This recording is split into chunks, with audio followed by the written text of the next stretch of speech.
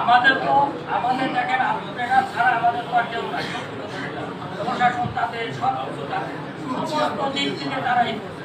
এখন আমার কথা আবারও আমি বলছি যে আমাদের আপনারা দেখছেন ছোটবেলা থেকে বেড়ে উঠেছে এই শহরে, আমার ন্যায় অন্যায় কি আছে না আছে এইটা তারা তো সারা জীবন দেখেন প্রথম থেকে আমার সঙ্গে অনেক কথা বলছে। তারা আমাকে এই পর্যন্ত ভালো কোনো সঠিক পথ দেয়নি আমাদের যারা আছে। কিন্তু দেখেন জনগণ তো ঠিকই মানছে, তাই না? জনগণ গোপন ব্যালটের সুযোগ পাইছে। আমি যদি খারাপই হতাম, ভাই খারাপই হতো, কিন্তু ভাই কিন্তু খারাপই হতো, তাহলে মানুষ এত স্বতঃস্ফূর্ত ভাবে আমাদের পাশে থাকতো।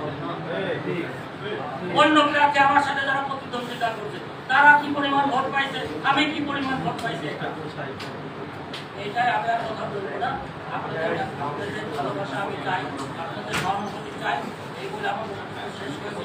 বাংলাদেশ জিন্দাবাদ, শহীদ প্রেসিডেন্ট জিয়াউর রহমান অমর হোক, বেগম খালেদা জিয়া জিন্দাবাদ, আনন্দ অহংকার, আগামী দিনের প্রধানমন্ত্রী দেশ নায়ক তারেক রহমান জিন্দাবাদ।